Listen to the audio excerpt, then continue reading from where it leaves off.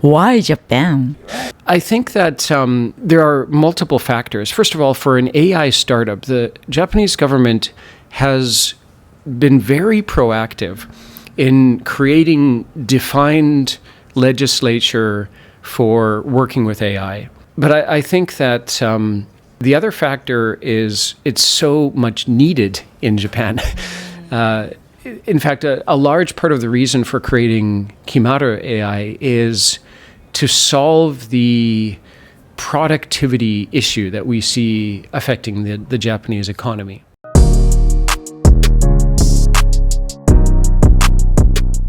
By the way, I was asked by many VCs and also founders, why Japan? Yeah, so, well, all three co-founders do. We're all three different nationalities. I'm originally from Vancouver, Canada. Sinjin, our CEO, is from America, and Dr. Harish is from India.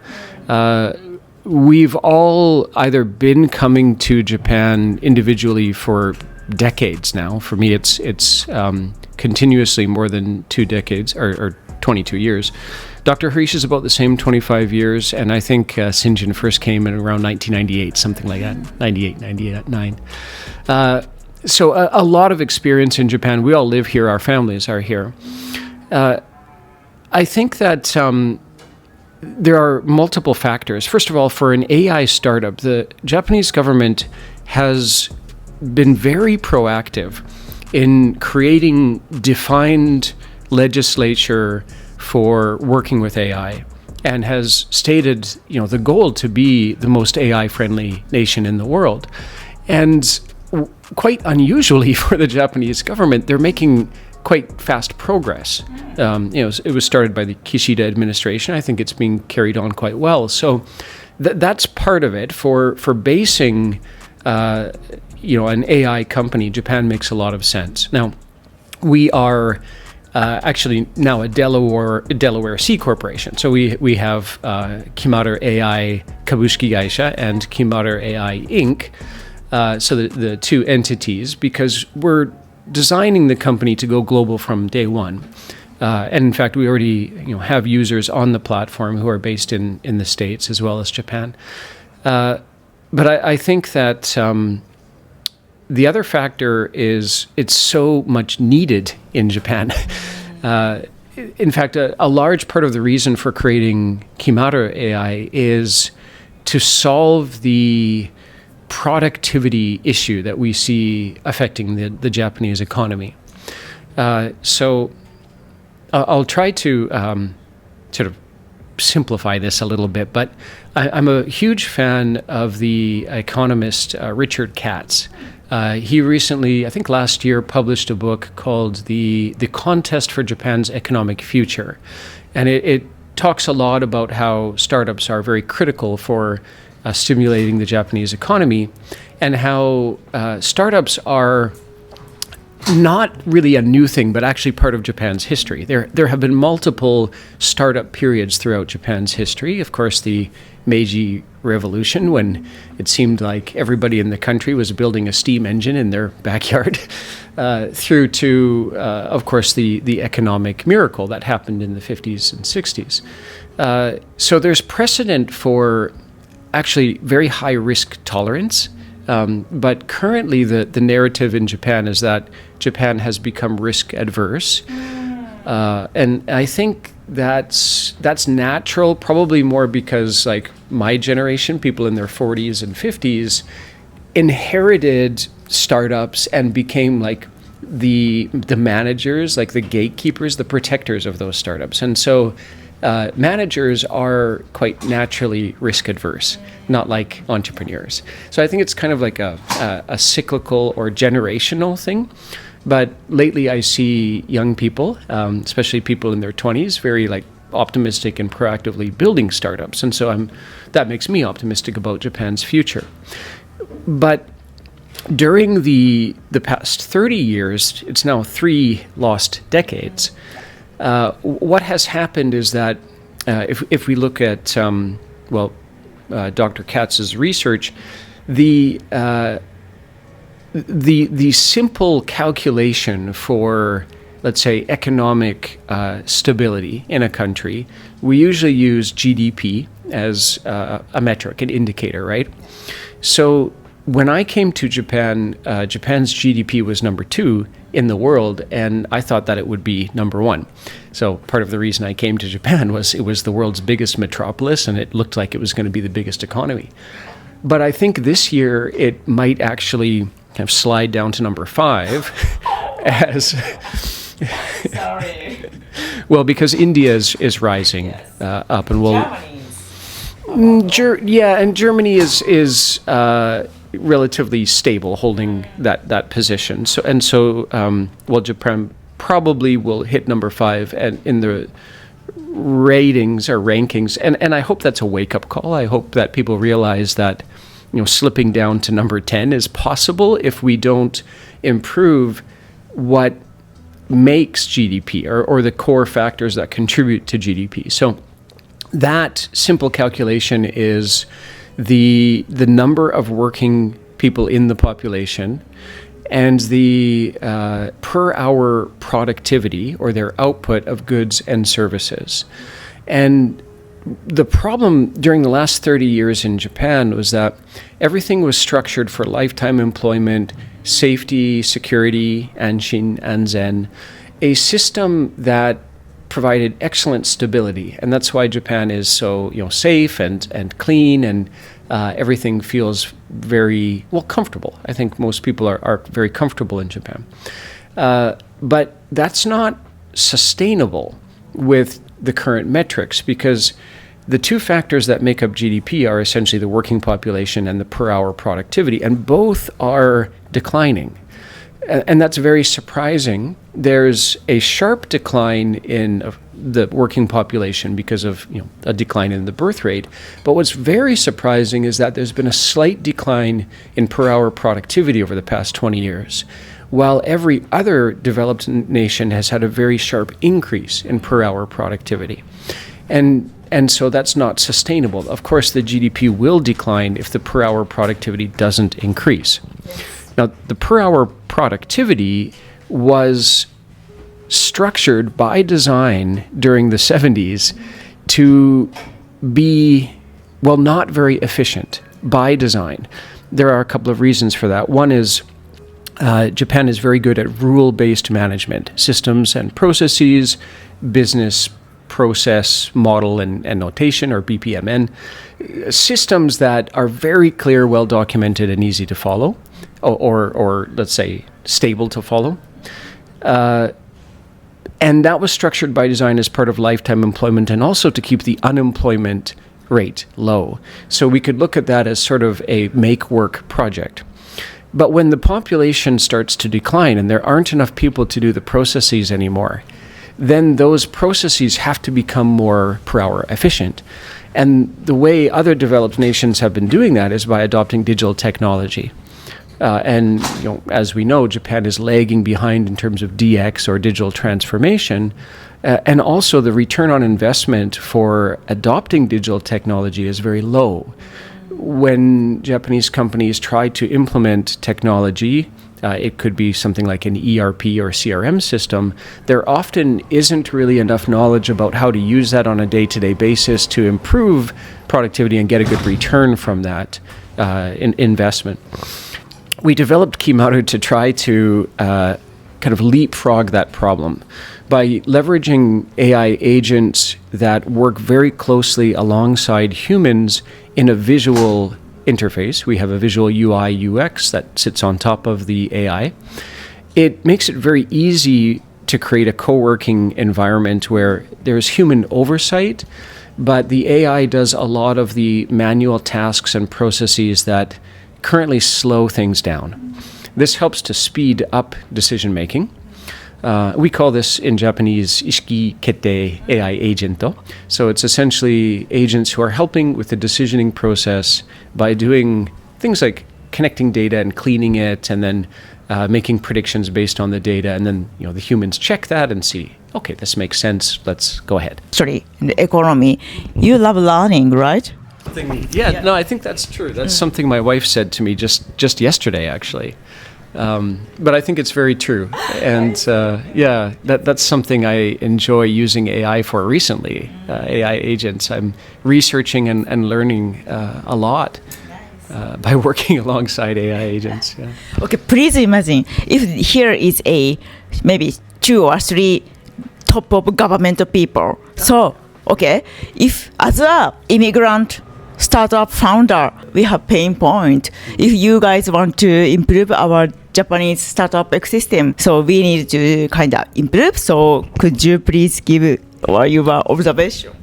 Sure. Well, the most critical thing for improving the startup ecosystem is having a clear path for startups to work with government and large companies. Let's say the existing, like Japan Inc. infrastructure. And so the government has been doing a lot recently, these accelerator programs, open innovation programs, and that kind of thing to further that process.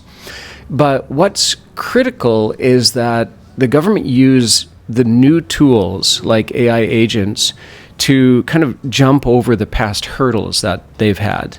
The biggest hurdles have been, a lack of engineers who can code software.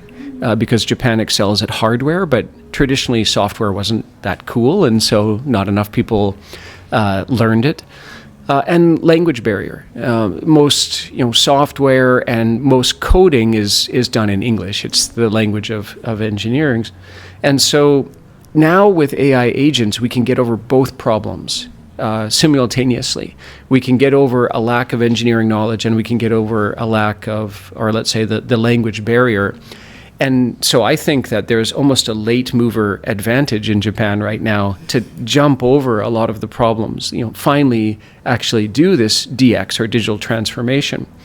And so I wouldn't actually complain to the politicians. I would encourage them to keep doing what they're doing, which is making well thought out, clearly crafted rules and regulations about how to use AI so that we can continue in this path of jumping over a lot of the infrastructure problems by using AI. And then maybe the other thing that I would say to the government is to understand how venture capital actually works. It's not investment banking, which is what the traditional approach to, or the traditional approach of Japanese VCs has been sort of an investment banking approach, which is short-term cycles, usually about a 4-year return cycle, whereas the traditional return on most software is more like 10 years. And in Japan, most VCs look at short return cycles for lower returns. So they might have a portfolio where they get 30% return on most of their investments, and that's okay. From an investment banking perspective, it's like giving a small business loan. That's okay. But that's not actually the venture capital model. The venture capital model should be looking at longer spans, might be 10 years, but instead of 30%, they should be getting 300 or 3,000% return on at least some percentage of their portfolio. So I think that awareness is coming, but the government also has to understand how to structure that correctly. And I think the best way to do that is to understand that late stage investments are the key. So right now, most Japanese VCs are kind of piling up around seed, Series A, maybe Series B. So there's a lot of investment money there. There's not nearly enough early stage, so pre-seed or angel, and there's not nearly enough later stage, let's say C, D, E, or F. And without later stage investments, Japanese startups can't grow to be truly successful and stable, and so they can't grow to that like unicorn status, right? And what happens when a startup grows to unicorn status is that the employees learn the startup culture and playbook, not the founders per se. Like, it's nice if the founders learn how to do that, that's good. But it's more the employees. It's more, not just the engineers, but the biz dev people, the marketing people, the HR people. Once they understand how to do the startup playbook, then they actually become the strongest supporters of the ecosystem because they tell their friends what it's like to work at a startup. And working at a startup means you get to do the work that you love, and a lot of the time you have more autonomy and more flexibility in your working hours. So it's not like working at a Japanese corporation where for most people, the salaryman life is looking like you're working hard, but not actually producing very much on a per hour productivity basis, and then having to work long hours and having a lot of stress and all of that. The startup work-life balance is much better, and I think it's much more intrinsically motivating and better for one's mental health overall. So more people working at startups who tell their friends what that's like and inspire them to then start startups, that's what Japan really needs. And that's more of a cultural shift than anything. So I would tell the politicians and the bureaucrats to keep working on promoting the startup culture and how it connects to people's true intrinsic motivation, work-life balance and mental health to really build good things and do good quality work. I think that's really what's been missing for 30 years now in Japan. But it wasn't that way during the economic miracle. People didn't work long hours to look like they were busy. They were building stuff that they loved, right? And if we can get back to that true culture where people are building things that they love and enjoying it and able to do that with some work-life balance, then it will really help the economy and society at large. I love that. And even I love your keen observation. What do you think? So, of course, your company's 3 co-founders are immigrant.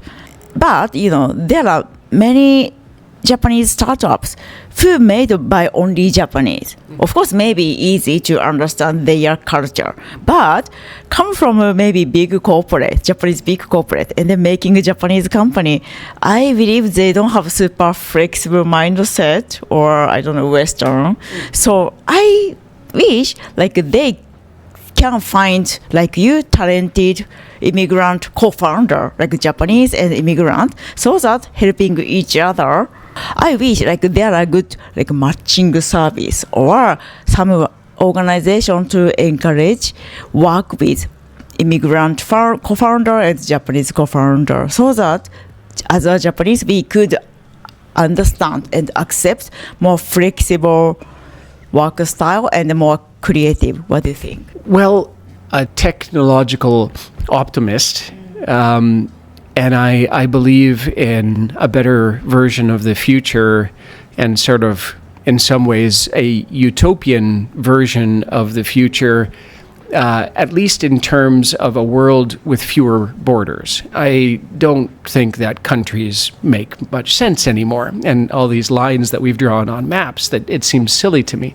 We all live on one very small rock in space. And it would be nice if we could think a little bit more, in my opinion, maybe not globally minded in terms of globalism, but just more realization of our, place in global society and what we can do to try to make things better. I believe that most of the problems we face today can be solved with technology. And so some of the problems that you mentioned Japanese founders are having is maybe a mindset that's focused on just what they've known until now. Well, I would say that that's a knowledge problem or maybe a language problem, right? So I think that technology can help to overcome that. I would encourage them to use some of the recent agentic AI that can help with research and language translation, because it really opens up the world and solves a lot of those problems. But going back to what we were talking about, just having friends that work in startups and a cultural shift, a societal shift.